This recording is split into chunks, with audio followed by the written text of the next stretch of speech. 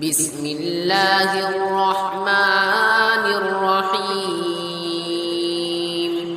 الرحمن علم القرآن خلق الإنسان علمه البيان. الشمس والقمر بحسبان والنجم والشجر يسجدان. والسماء رفعها ووضع الميزان ألا تطغوا في الميزان وأقيموا الوزن بالقسط ولا تخسروا الميزان. والأرض وضعها للأنام فيها فاكهة والنخل ذات الأكمام والحب ذو العصف والريحان. فبأي آلاء ربكما تكذبان؟ خلق الإنسان من صلصال كالفخار وخلق الجان من مارج من نار. فبأي آلاء ربكما تكذبان؟ رب المشرقين ورب المغربين. فبأي آلاء ربكما تكذبان؟ مرج البحرين يلتقيان بينهما برزخ لا يبغيان.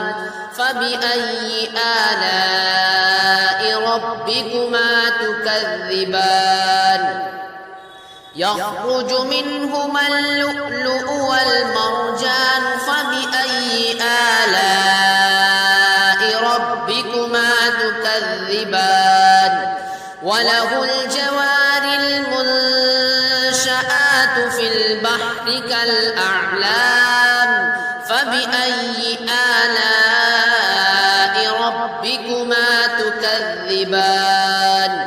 كل من عليها فان ويبقى وجه ربك ذو الجلال والإكرام. فبأي آلاء ربكما تكذبان؟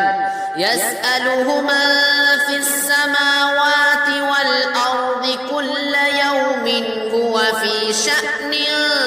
فبأي آلاء ربكما تكذبان؟ سنفرغ لكم أيها الثقلان. فبأي آلاء ربكما تكذبان؟ يا معشر الجن والإنس إن استطعتم أن تنفذوا من أقطار السماوات والأرض فانفذوا لا تنفذون إلا بسلطان. فبأي آلاء ربكما تكذبان؟ يرسل عليكما شواظ من نار ونحاس فلا تنتصران. فبأي آلاء ربكما تكذبان؟ فإذا انشقت السماء فكانت وردة كالدهان. فبأي آلاء ربكما تكذبان؟ فيومئذ لا يسأل عن ذنبه إنس ولا جان. فبأي آلاء ربكما تكذبان؟ يعرف المجرمون بسيماهم فيؤخذ بالنواصي والأقدام. فبأي آلاء ربكما تكذبان؟ هذه جهنم التي يكذب بها المجرمون. يطوفون بينها وبين حميم آن فبأي آلاء ربكما تكذبان ولمن خاف مقام ربه جنتان فبأي آلاء ربكما تكذبان ذواتا أفنان فبأي آلاء ربكما تكذبان فيهما عينان تجريان فبأي آلاء ربكما تكذبان فيهما من كل فاكهة زوجان فبأي آلاء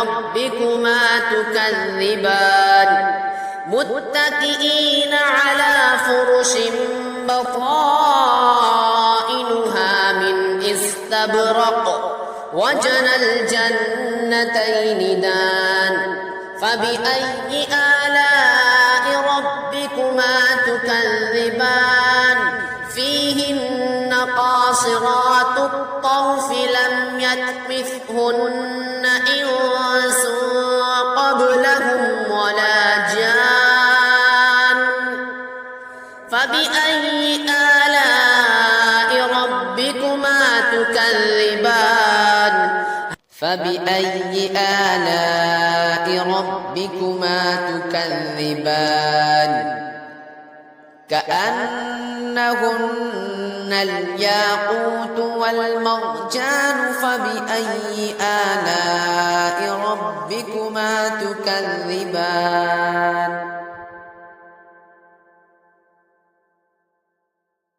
هل جزاء الإحسان إلا الإحسان فبأي آلاء ربكما تكذبان ومن دونهما جنتان فبأي آلاء ربكما تكذبان مدهامتان